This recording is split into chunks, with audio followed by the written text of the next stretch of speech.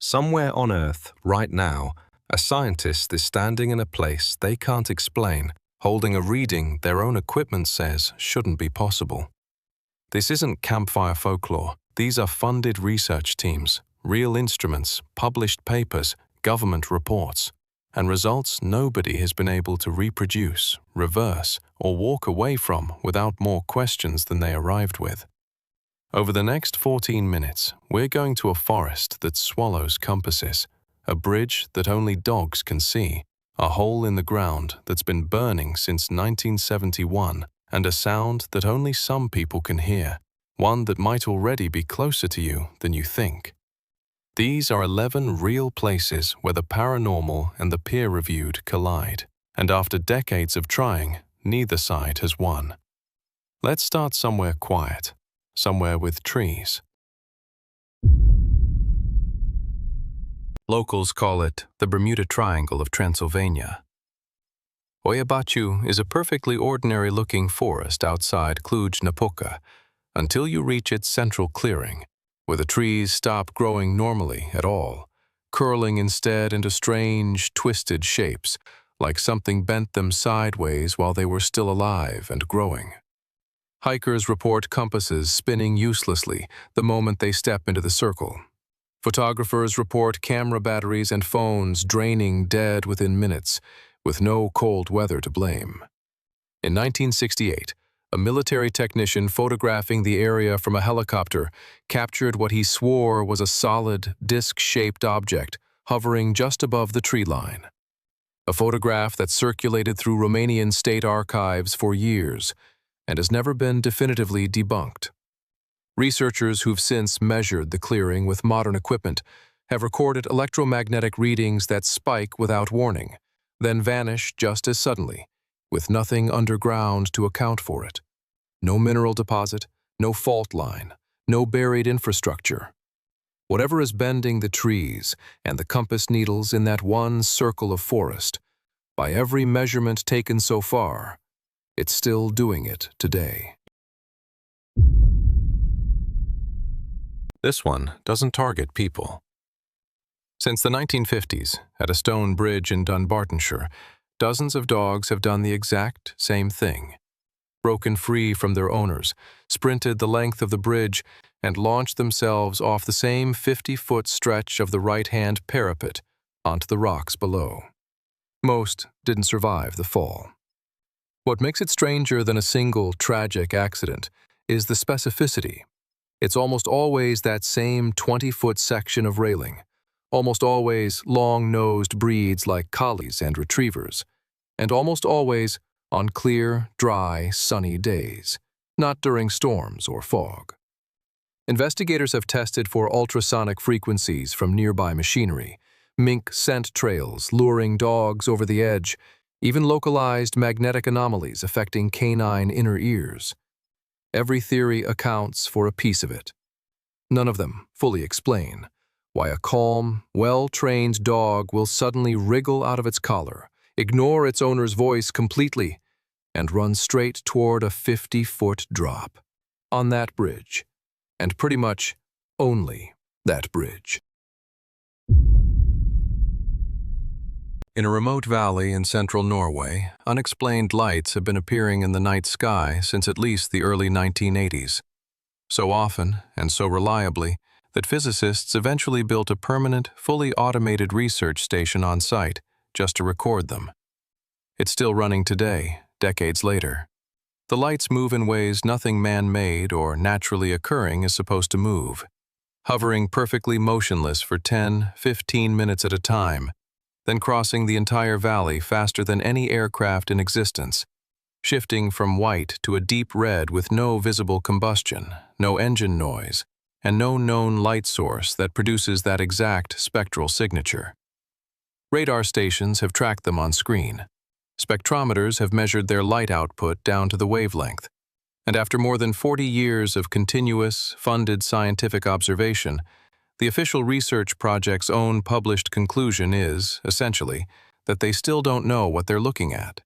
Not debunked, not solved, just recorded again and again, on camera and on instruments, and still completely unexplained.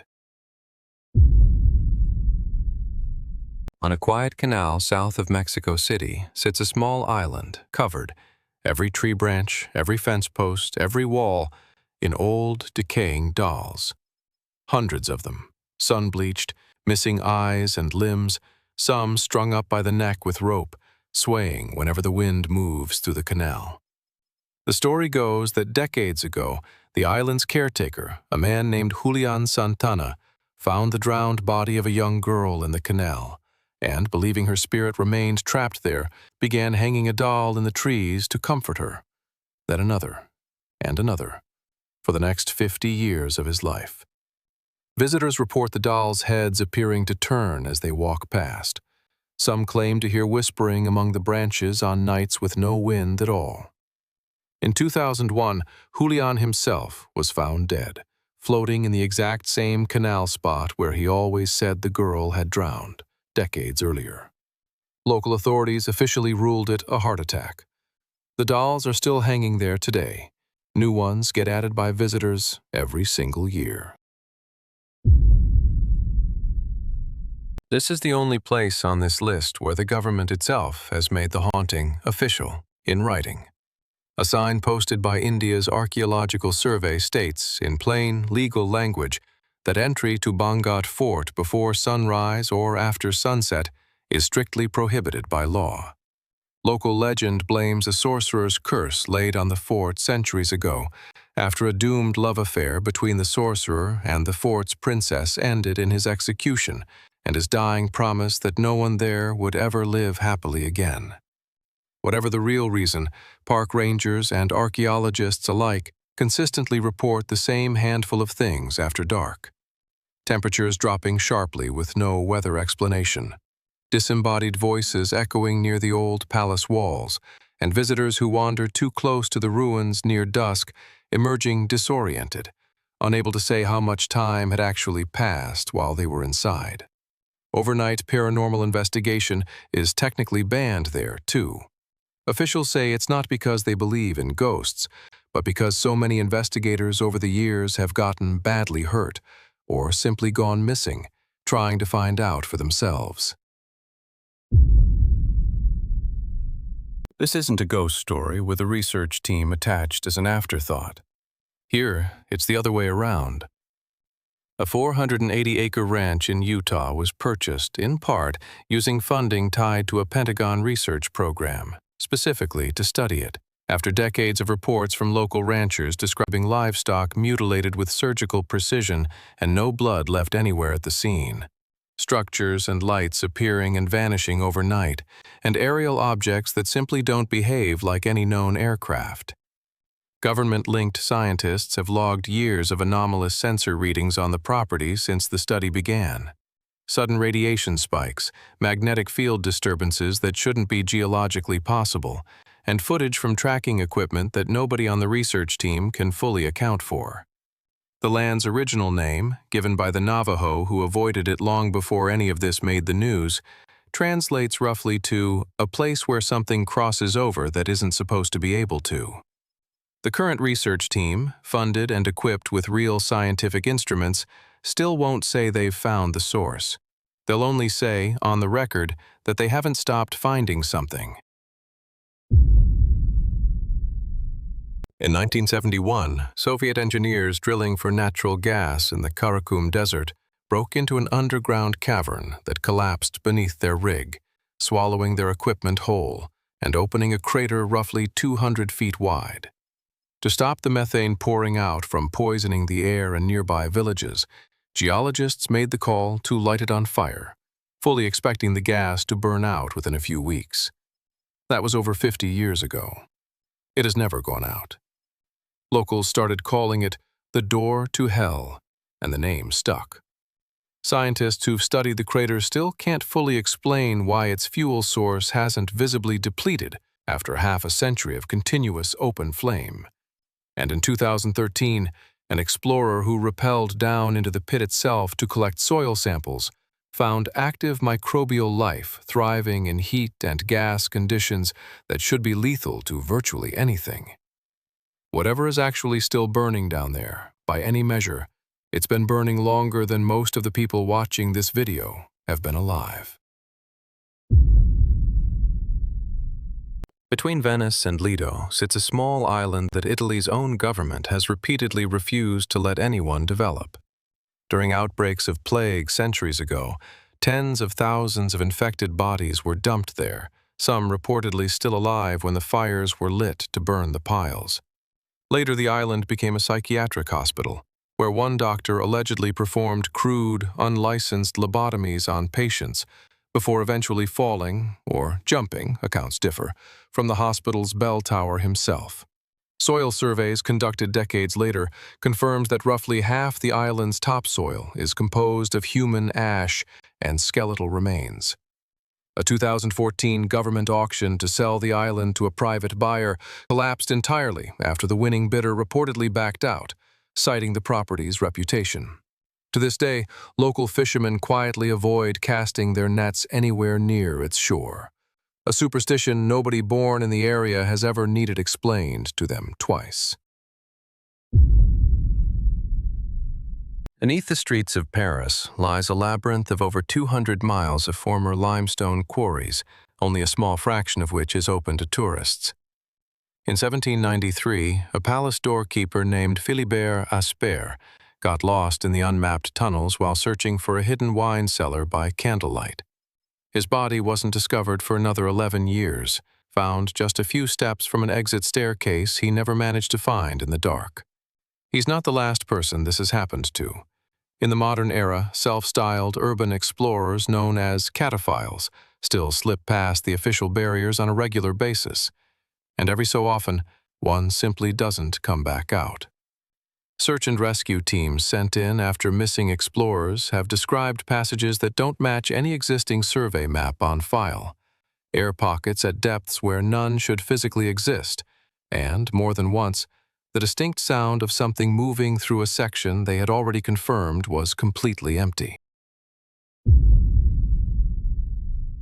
After her husband and infant daughter both died within the same few years, gun heiress Sarah Winchester reportedly consulted a medium who told her the spirits of everyone ever killed by a Winchester rifle were hunting her family in revenge, and that her only way to stay safe was to keep building, continuously, for the rest of her life.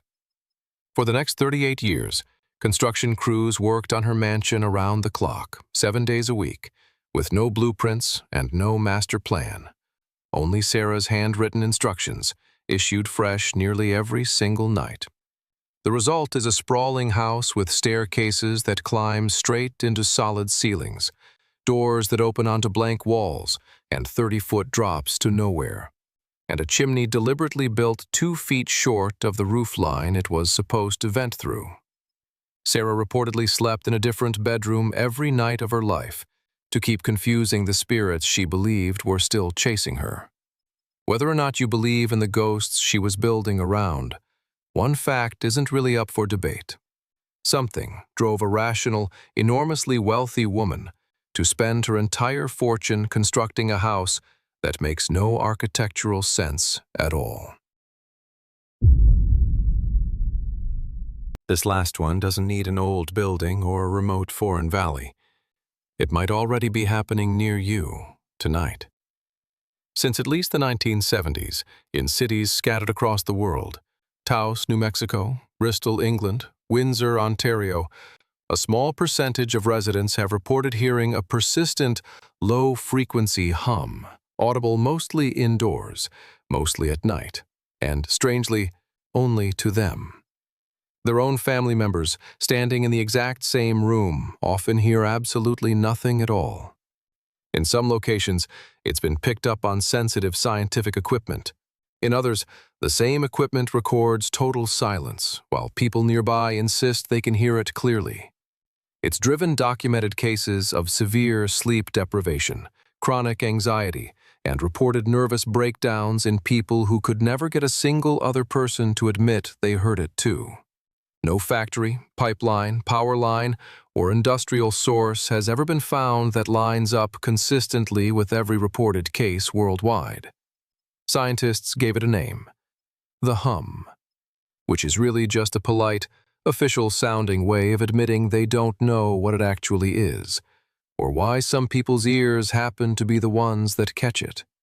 Which means, statistically, somewhere among everyone watching this video right now, at least one of you already has. So the next time you walk through a quiet forest, cross an old stone bridge, or notice a faint sound in your house that nobody else in the room seems to hear, remember, it's never the ghost story that actually gets you. It's the case file, sitting closed in a government archive somewhere that nobody's ever managed to fully explain. If this kept you up at night, subscribe for more, and tell me in the comments which one of these 11 places you'd actually be brave enough to visit after dark.